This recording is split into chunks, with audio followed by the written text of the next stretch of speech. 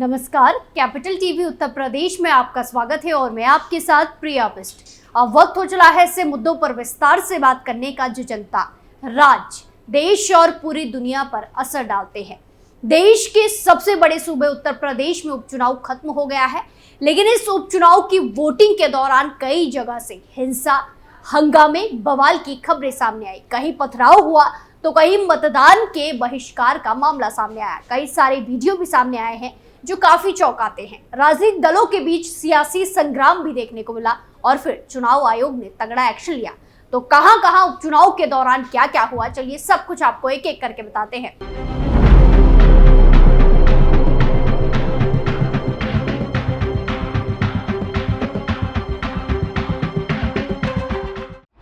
UP उपचुनाव में बवाल, कहीं पथराव तो कहीं बहिष्कार, चुनाव आयोग का तगड़ा एक्शन, नप गए कई पुलिस अधिकारी। उत्तर प्रदेश की 9 विधानसभा सीटों पर उपचुनाव के दौरान कई जगहों पर हंगामे की खबर सामने आई। सबसे पहले मीरापुर से बवाल की खबर सामने आई। ककरौली में बस स्टैंड के पास पुलिस टीम पर छतों से पथराव किया गया। पथराव में एक सिपाही घायल हो गया। हिंसा का आरोप समाजवादी पार्टी की प्रत्याशी सुंबुल राणा के समर्थकों पर लगा है। मीरापुर में हंगामा, पुलिस पर किया पथराव। मुजफ्फरनगर की मीरापुर के अलावा मुरादाबाद की कुंद्रुकी में भी बवाल की घटना देखने को मिली। प्रत्याशी हाजी रिजवान पुलिस से भिड़ते नजर आए। सुरक्षा के लिए लगाए गए बैरिकेड को देखकर हाजी रिजवान भड़क गए। वो मौके पर तैनात पुलिसकर्मियों पर चीखने चिल्लाने लगे थे। मुजफ्फरनगर की मीरापुर से बहुजन समाज पार्टी के पूर्व सांसद कादिर राणा की बहू सुंबुल राणा सपा के टिकट से चुनावी मैदान में रही। मतदान शुरू होते ही ककरौली इलाके में समाजवादी पार्टी के समर्थकों ने वोटिंग में धांधली का आरोप लगाना शुरू कर दिया। इसके बाद नारेबाजी भी शुरू हो गई। अधिकारियों ने इन आरोपों को बेबुनियाद बताया और नारा लगा रहे लोगों को समझाने की कोशिश की। प्रशासन के प्रयासों का सपा समर्थकों पर कोई असर नहीं पड़ा। थोड़ी ही देर में सुंबुल राणा के समर्थक मारपीट पर उतारू हो गए। उन्होंने पुलिस पर पथराव करना चालू कर दिया। पुलिस ने भीड़ को खदेड़ने की कोशिश की। इस हिंसा की वीडियो भी सोशल मीडिया पर काफी ज्यादा वायरल हो रहे हैं। हिंसा करने वाली भीड़ में उन नाबालिग बच्चों को भी देखा जा सकता है जिनके अभी वोटर कार्ड भी नहीं बने हैं। कुछ अन्य वीडियो में हमलावरों को घरों की आड़ लेकर पथराव करते भी देखा जा सकता है। मुरादाबाद की कुंद्रुकी में हंगामा, सपा प्रत्याशी ने लगाए गंभीर आरोप। कुंद्रुकी सीट पर उपचुनाव के लिए मतदान के दौरान समाजवादी पार्टी प्रत्याशी हाजी रिजवान का बीकनपुर कुलवाड़ा मतदान केंद्र के पास का एक वीडियो सोशल मीडिया पर सामने आया है। वायरल वीडियो में सपा प्रत्याशी पुलिस द्वारा मतदाताओं की आईडी कार्ड चेक किए जाने का विरोध जता रहे हैं। मौके पर महिला पुलिसकर्मी भी तैनात थी। हाजी के समर्थक भी पुलिस से पूछ रहे थे कि उनको किसी का पहचान पत्र चेक करने का अधिकार किसने दिया। पुलिस के समझाने के बावजूद रिजवान जबरन बैरिकेड को अपने हाथों से हटाने लगे। इस सीट के सपा प्रत्याशी हाजी रिजवान और स्थानीय पुलिस कर्मियों के बीच तीखी नोकझोंक भी हुई।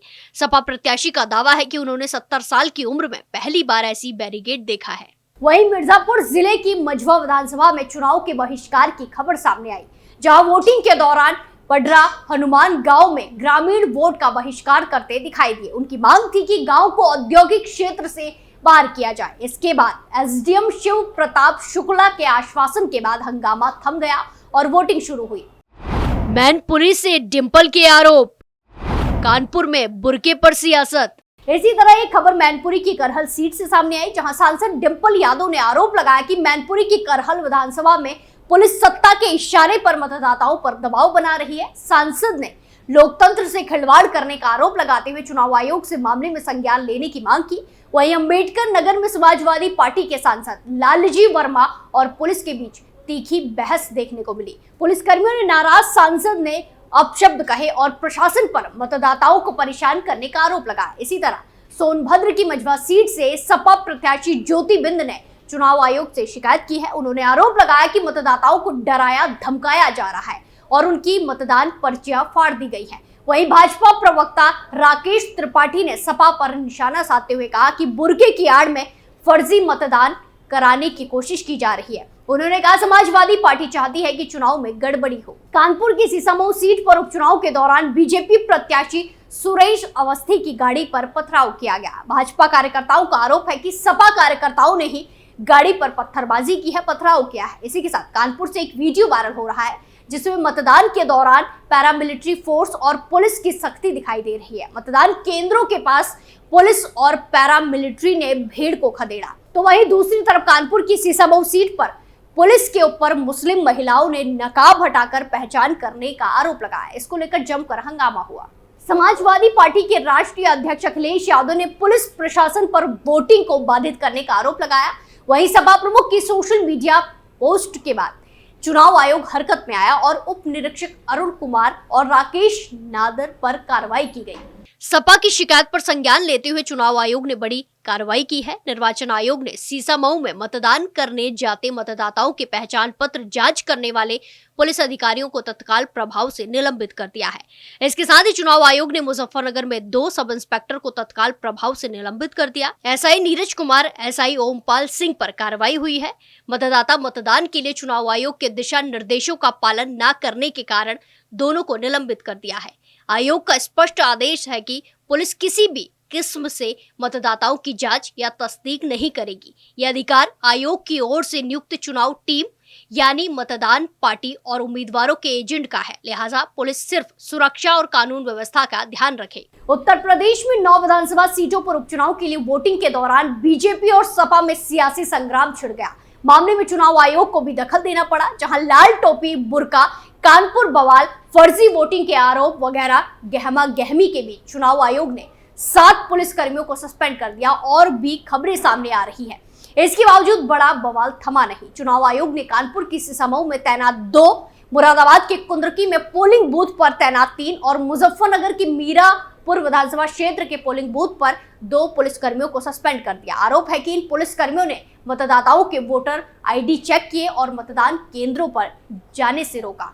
ऐसी ही खबरें कई जगह से सामने आई है, जहां पुलिस वालों पर तगड़ा एक्शन लिया गया है। हमारे 5 पुलिसकर्मी सस्पेंड हुए प्रदेश में, 2 कानपुर में, 2 मुजफ्फरनगर, 1 मुरादाबाद, और सभी अधिकारियों को ये निर्देश पुनः दिए गए हैं कि सभी वोटर्स जो वोट देने आएंगे उनकी आईडी चेक होगी और उसके बाद इनको वोट देने दिया जाए। और ये आईडी चेकिंग करने का काम पोलिंग स्टेशन के अंदर मतदान कर्मी करेंगे और बाहर जो पुलिसकर्मी तैनात हैं शांति व्यवस्था के लिए, सुरक्षा व्यवस्था के लिए, उनके द्वारा चेकिंग आदि नहीं की जाएगी, वो आईडी चेकिंग आदि, या उसके आधार में रोका नहीं जाएगा वोटर्स को। दोबारा सबको बोला गया और अगर कोई इस तरह के मामले सामने आते हैं और शिकायत आती है, जांच में सही पाई जाती है, तो जरूरी कार्रवाई की जाएगी। और चुनाव आयोग ने इस शिकायत को काफी गंभीरता से लिया। वहीं उत्तर प्रदेश में चल रहे उपचुनाव के बीच अखिलेश ने प्रेस कॉन्फ्रेंस की, तो दूसरी तरफ यूपी बीजेपी अध्यक्ष भूपेंद्र चौधरी ने प्रेस कॉन्फ्रेंस कर विपक्ष पर कई आरोप लगाए, जहां वोटिंग के बीच बुर्के और पहचान पत्र पर सियासी संग्राम छिड़ गया। विपक्षी समाजवादी पार्टी ने पुलिस प्रशासन पर सत्ताधारी दल के दबाव में उसके मतदाताओं को वोटिंग से रोकने का आरोप लगाते हुए आयोग से शिकायत की। चुनाव आयोग ने सपा की शिकायत पर कानपुर से लेकर मुरादाबाद और मुजफ्फरनगर तक एक्शन लेते हुए आधा दर्जन से अधिक पुलिस अधिकारियों को सस्पेंड कर दिया। भारतीय जनता पार्टी ने भी फर्जी पहचान पत्र, पर्दानशी महिलाओं की पहचान सुनिश्चित किए बिना मतदान कराए जाने की शिकायत की।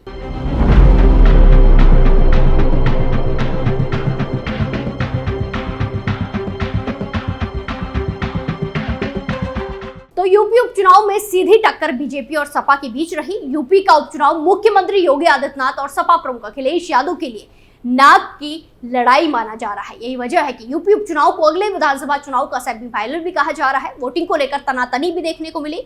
ज्यादातर उन सीटों पर हंगामे या तनाव की खबर आई जो उत्तर प्रदेश की मुस्लिम बहुल्य सीट है, जहां मुस्लिम वोटर ज्यादा तादाद में है। मुजफ्फरनगर के मीरापुर में हंगामा हुआ। मतदान केंद्रों पर भीड़ अधिक होने के कारण पुलिस को एक्शन लेना पड़ा। मुरादाबाद से भी एक वीडियो आया जहां पुलिस बैरिकेडिंग के खिलाफ लोगों ने विरोध प्रदर्शन किया। ऐसी ही कई सारी खबरें विधानसभा सीटों से आई। बहरहाल अब यूपी में उपचुनाव समाप्त हो चुका है।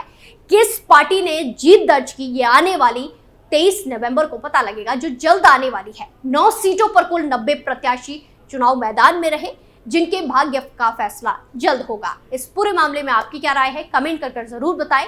स्पेशल स्टोरी में फिलहाल के लिए इतना ही, फिर पेश होंगे नए मुद्दे के साथ। बाकी तमाम खबरों के लिए देखते रहिए कैपिटल टीवी उत्तर प्रदेश। नमस्कार।